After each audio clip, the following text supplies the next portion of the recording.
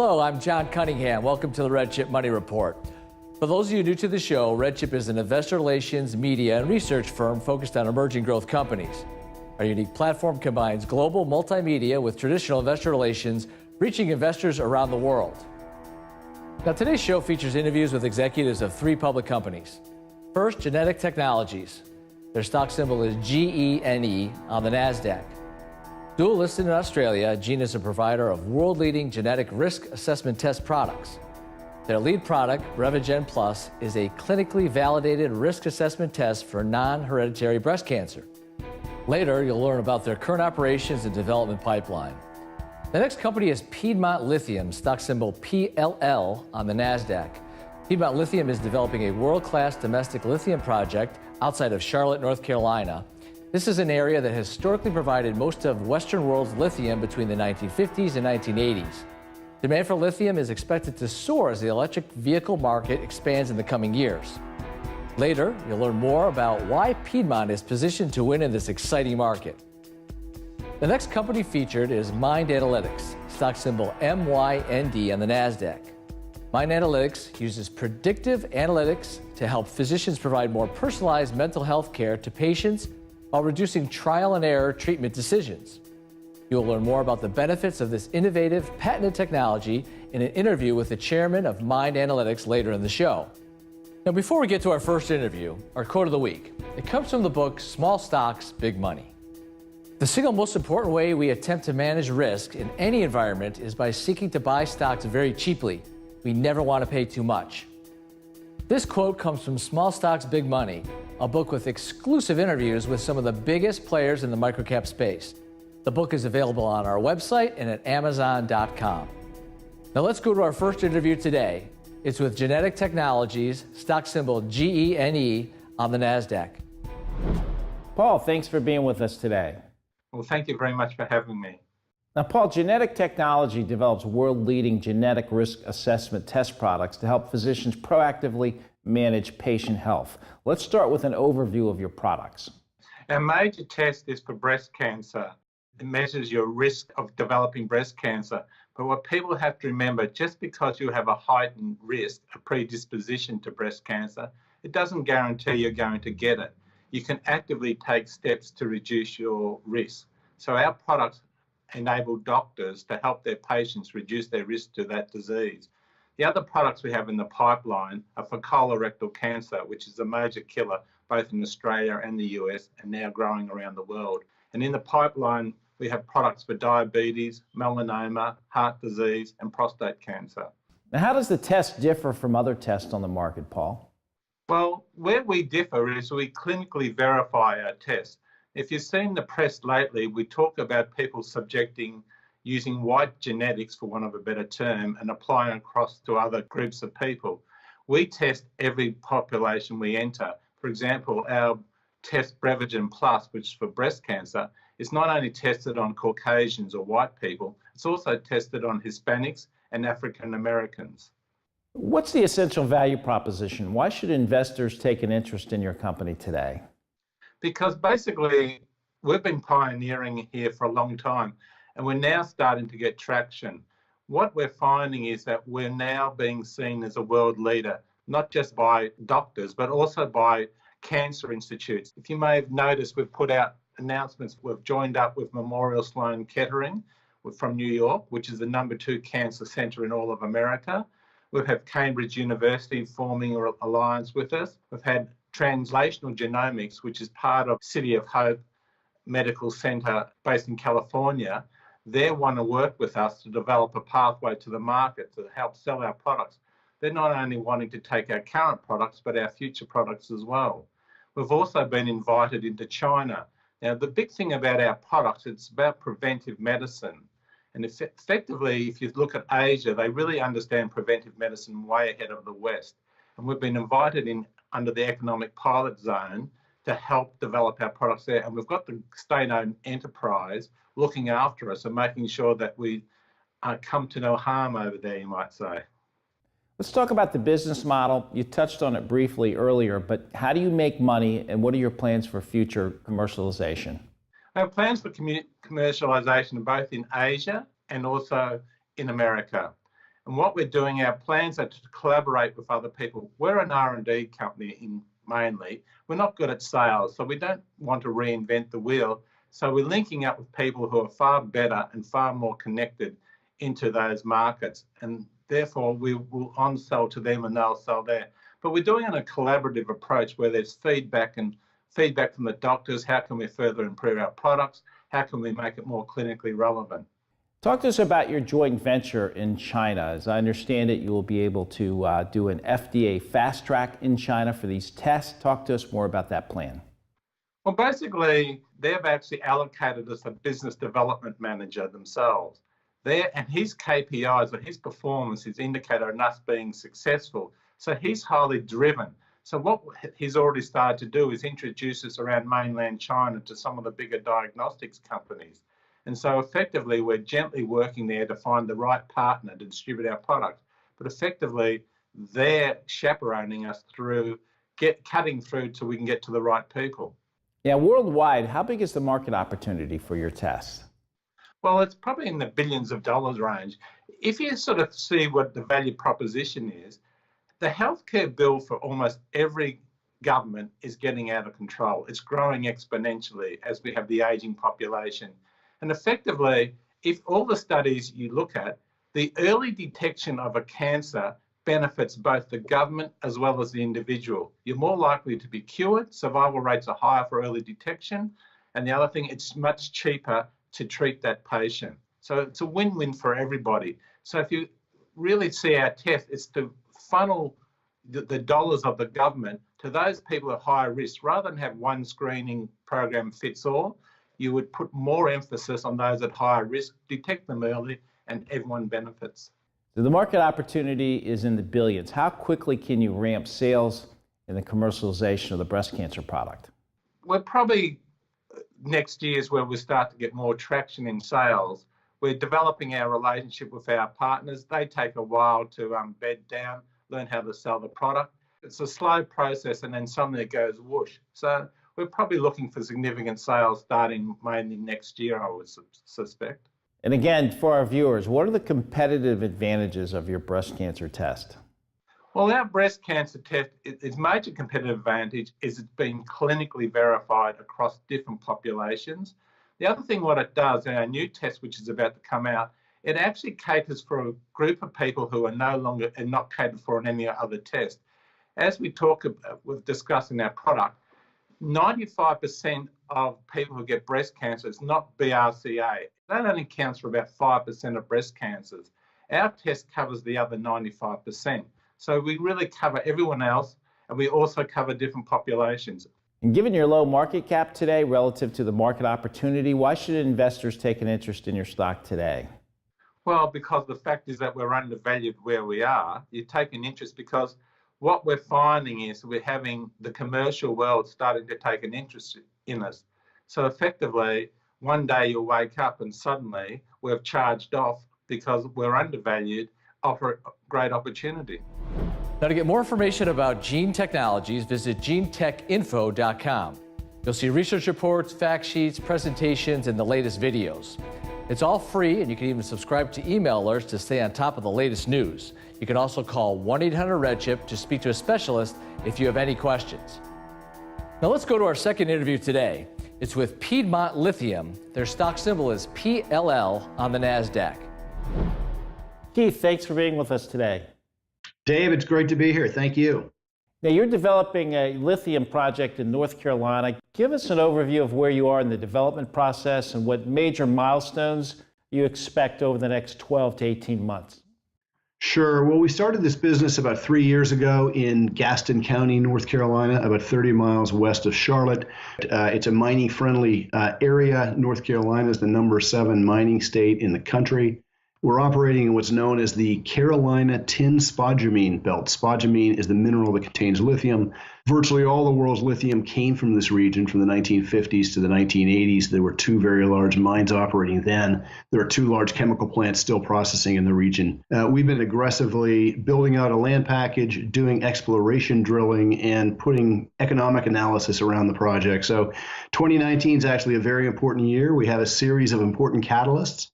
So in June, we'll update our resources.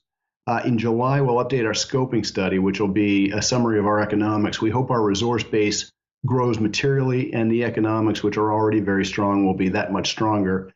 And then toward the end of the year, we expect to complete the permitting process and complete a definitive feasibility study. So we should have a shovel-ready project right around the end of this year, which is moving very, very smoothly for us. And as I understand it, it's the only conventional lithium project in the U.S. Yeah, there are a number of projects across the country that are interesting. There are a number of projects really around the world. Some of the projects in Nevada, for instance, and some other states I think are quite intriguing, but ours is quite straightforward. We're really going back to the future, as we say, doing what was done in the region decades ago, simple open pit quarrying and processing, and then straightforward lithium chemical processing, which has been done around the world. So there's nothing novel about our process. It's really quite straightforward and from an execution risk perspective, quite manageable. Keith, what's the essential value proposition? Why should investors take an interest in Piedmont Lithium today? It's a great question, and there's really a handful of things. First of all, demand for lithium is growing very dramatically, 20% plus a year for the next decade or two, people are saying, really driven by electric vehicle demand. So lithium is the essential element in a lithium-ion battery. You have batteries in your cell phone and your laptop and your tablet, but really there are big batteries in Teslas and other electric vehicles. That's a booming business. We're currently at 2% electric vehicle penetration around the world. Many people think we'll get to 10% around 2025, so that's a quintupling in the next 6 or 7 years. And then that's just really the beginning. So lithium demand is exploding. We are in North Carolina with a large, very low-cost conventional project, which we think we can get on track in the reasonably near future. And we think the economics are fantastic. We are NASDAQ listed, so there are dozens of lithium companies around the world. There are only 2 juniors listed in the United States. We're one of them, so it's very accessible for American investors. And we think we're at a point where our valuation, well, it's disappointing to us. It's a great opportunity for investors. The economics of the project are not yet fully reflected in the stock. We think that will change as we hit our catalyst this year. It should be a very exciting, newsworthy year, and we think investors should benefit from that. Well, talk to us about your business model. I think you said you would go into production sometime in 2020. What does that model look like? We're contemplating a 2-phase development. So in phase 1, around the end of the year, we hope to begin construction of the mine and concentrate plant to produce a lithium concentrate, which was done historically in the region. That's $130 million capital expenditure to drive very strong economics. Our model projects $80 million a year of EBITDA from that business. We'll then, with that cash and cash flow, finance the chemical plant, which will produce lithium hydroxide, which is the chemical that goes into batteries for people like Tesla and many others. It's a very fast-growing market. We can be a very low-cost producer of hydroxide. That will come on stream a couple years later. And then we'll be an integrated specialty chemicals producer based in North Carolina with, based on our models, $235 million of steady-state EBITDA. The longer we can have that EBITDA run, the more value we have, obviously, in our stock. And we're very focused right now on expanding our land package, expanding our mineral resources to enable a longer project life. I'll also note, Keith, that there are 4 analysts covering your company, all with price targets significantly higher than when you are trading today. And you can see some of those price targets on the screen. How big is the market opportunity in dollars? It's a great question. It's really very dramatic. So I'll answer that a couple different ways. First of all, there's about 280,000 tons a year of lithium production currently in the world, about 60% or so of which is used for batteries. The battery side of that equation is growing dramatically. So we're expected to get to 1 million tons by 2025, roughly a quadrupling. And that's really, again, to get to 10% EV penetration. So the market will grow far bigger than that. Currently, only 1% of the lithium raw material in the world comes from the United States. If we were in production today at our 22,700 ton projected level, we'd be about 7 or 8% of the global market. So it's a big business. We'd be by far the biggest American producer. We do think eventually, as every car company moves aggressively into electrification, and they all are doing that, people like Volkswagen are going to build electric cars in Chattanooga. People like BMW will build electric cars in Spartanburg, obviously in South Carolina, obviously Tesla, and Ford, GM, et cetera. So auto companies like to have local suppliers where they can. They're pretty soon going to have a large, low-cost regional supplier in North Carolina, which we think they'll find very attractive. And to recap, what's the main takeaway for investors? And I will note for our viewers that companies in your space trade at a multiple of their forward EBITDA, about 2 times their forward EBITDA. And of course, at your current market cap as of this recording, a little less than 80 million. We might want to reiterate your EBITDA going forward as you talk about the main takeaway for investors today. Sure. So our market cap today is around $75 million US dollars. I think that is a attractive valuation from an investor's perspective. Certainly, we have a construction decision on our project 9 months away, we hope, by which time the project will be bigger, the economics, the net present value will be significantly larger. It's currently $888 million in our existing scoping study. To the extent we can grow resources and extend mine life, that number should grow. And again, we contemplate $235 million of annual run rate EBITDA. Trading at $75 million today, we're at a fraction of our valuation we might ascribe to in the future. So we think it's a very attractive opportunity today. Now, to get more information about Piedmont Lithium, visit pllinfo.com. You'll see research reports, fact sheets, presentations, and the latest videos. Now, it's all free, and you can even subscribe to email alerts to stay on top of the latest news. You can also call 1-800-RedChip to speak to a specialist if you have any questions. Now, let's get to our third interview today. It's with MYnd Analytics, stock symbol MYnd on the NASDAQ. Robin, thanks for being with us today. Thanks for having me. It's great to see you. Now, MYnd Analytics has combined telemedicine and artificial intelligence to deliver personalized behavioral health treatment plans. Give us an overview of your technology. So we do 2 things. We improve access to care, and we have tools for physicians to help determine what medication might be effective in the person in the behavioral health area. So it's using artificial intelligence to determine, based on EEG waves, the patterns of many thousands of patients to determine what medication will work in that person's brain. As I understand it, there's been over 40 studies conducted on your technology from a lot of Ivy League schools, so give us a little history.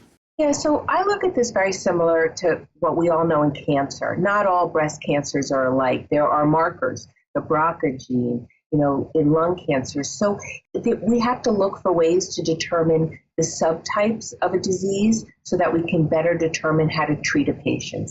And now what we've learned with many independent studies of KOLs, the EMBARK trial, which was the recent NIH-funded trial, is that EEG is a good predictive marker of diseases in behavioral health like depression, and that by using the patterns, we each have different EEG patterns, and by using those patterns and following people out with their outcomes to different medications, we can determine how your brain will respond to a particular medication. And that helps give a tool to physicians when they go to treat you to understand better what classes may work for your brain based on those patterns and specifically what drugs in those classes.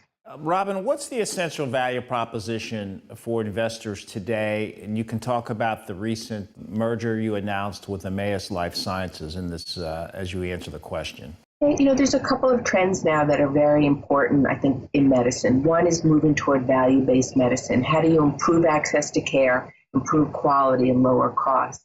And behavioral health is an area that's a very large focus because about 25% of people in their lifetime will have a behavioral health condition. There are many out there. So how do you help individuals get access to care? And we do that through telemedicine. And then how do we give tools to the primary care physicians, the doctors who were really frontline before they even get to a psychiatrist, to help them have tools to determine objectively what the right medications will be? So really we use AI. We have telemedicine, which is a growing space now to improve access to care. And it's a time where we're able to look to maximize shareholder value through a recent acquisition that we announced. We signed a definitive agreement to bring a commercial company with a biotechnology company in sickle cell disease, where they've just started to commercialize their product. And in this merger transaction and then the spinoff of the MYnd business and the Arcadia telemedicine business, our investors will be able to have what I call 2 bites of the apple: ownership in the new company, Emmaus, as well as they'll hold all the ownership in the MYnd and Arcadia business.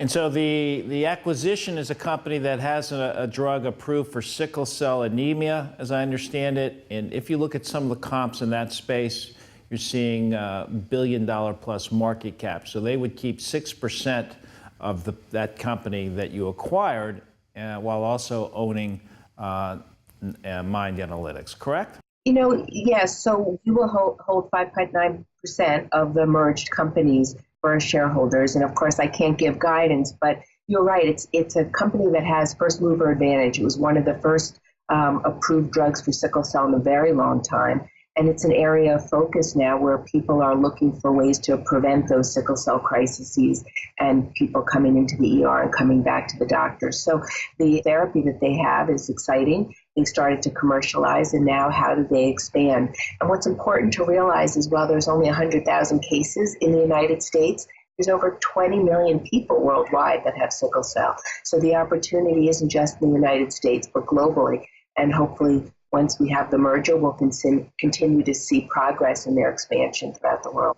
Apart from the acquisition of Emmaus Life Science, let's go back to the telemedicine and the behavioral health technology. How big is the market opportunity? In general, it's tremendous. I mean, if you think about the fact that 25% of people will have a behavioral health issue, you can see that's a very large part of the population just in the United States alone. We're constantly seeing people saying this is an underserved population. I believe just yesterday we saw an executive order from Trump looking at veteran suicides to work together to use technology and reduce the suicides that occur over 20 a day. Looking just at ER visits, 10% of those visits are people coming to the emergency room for behavioral health issues, not necessarily from the treatment perspective, but the access. There's nowhere they can go to get help, so they go to the emergency room. So billions and billions of dollars is being spent in mental health diseases, and having more effective tools to improve that access to care, to reduce the trial and error prescribing should have a dramatic impact, not just on quality, but on overall cost.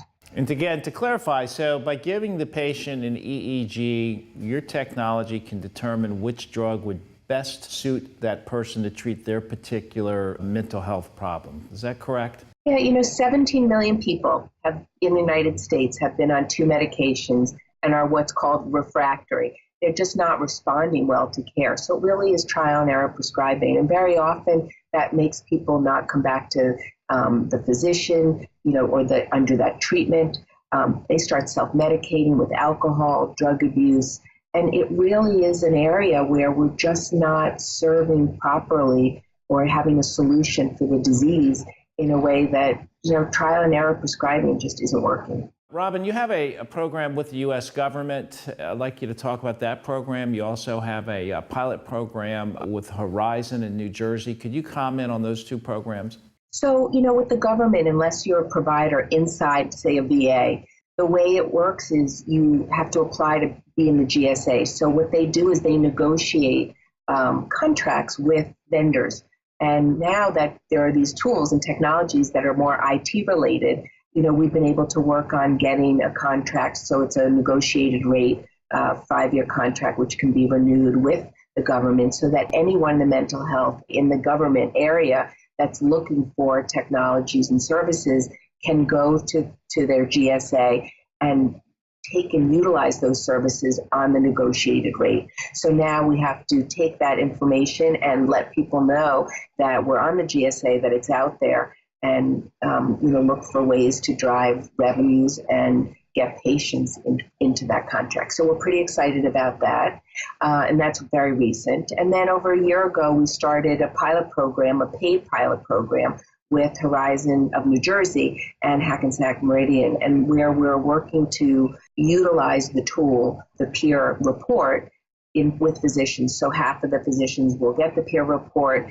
and look at that tool to help determine what the right medication is for the patient. Half won't, and then we'll look at the differences in outcomes, not just from quality, but also cost. Because through the pharmacoeconomic studies that have been done, there's a 4.7 times savings for physicians if they utilize that tool. That's what this analysis that was done at Stanford showed. So now we want to show more real life how this will occur in today's healthcare system. So we're really excited about that. And what's important there is there's about 2.8 or 2.7 million lives under the Horizon umbrella. And so 16% of those individuals will be on those kinds of medications for depression, anxiety, manic mania, eating disorders, et cetera. So that's the pool. And the question is, if this becomes a standard of care, what would that look like? So of a 2.7 or close to 3 million population, that's 600,000 people just in New Jersey.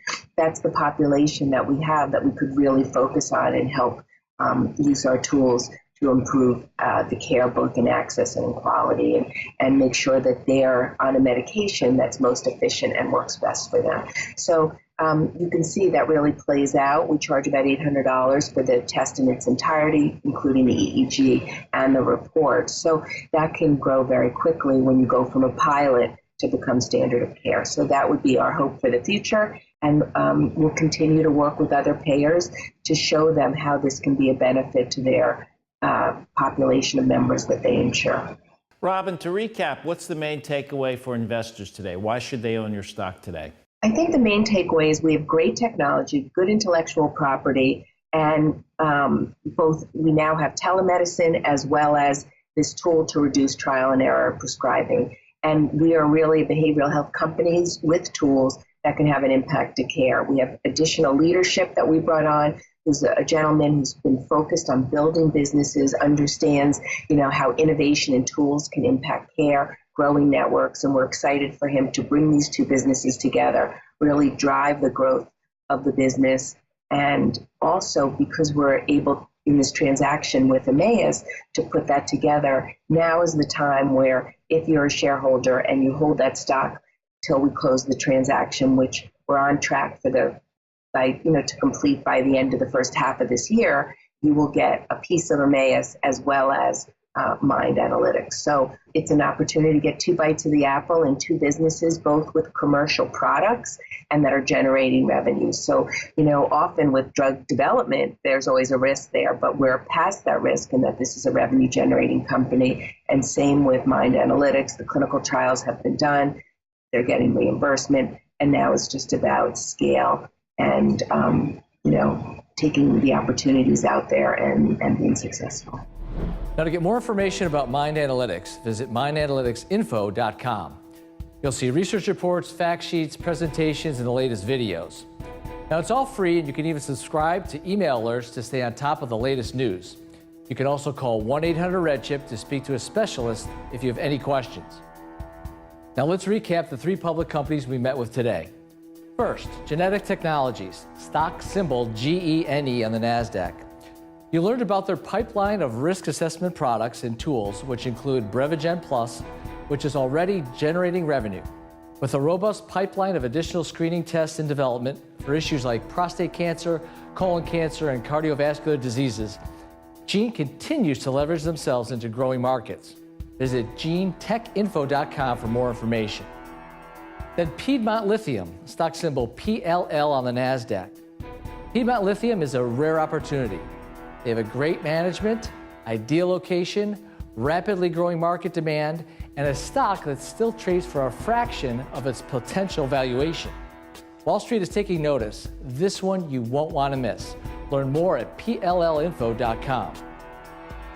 Then MYnd Analytics, MYnd on the NASDAQ. MYnd provides a unique opportunity to pick up ownership in Emmaus and their sickle cell treatment, combined with the potential upside of MYnd's innovative behavioral health and telemedicine programs. Dawson James initiated coverage of the company in April with a price target of $4 per share.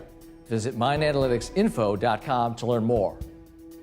If you have questions about today's featured companies, call us at 1-800-RedChip to speak to a specialist today or visit our website at redchip.com. Remember, these stocks are for your speculative money. Gains can be significant, but you must be prepared for the downside. Clients on this show sometimes pay us in stock, and while you're buying, we may be selling. You can read our full disclosures at redchip.com. And if you know a public company looking for investor relations services, don't hesitate to give us a call at 1-800-RedChip or email us at info@redchip.com. We look forward to hearing from you. Thanks for being with me. I'll see you the same time next week.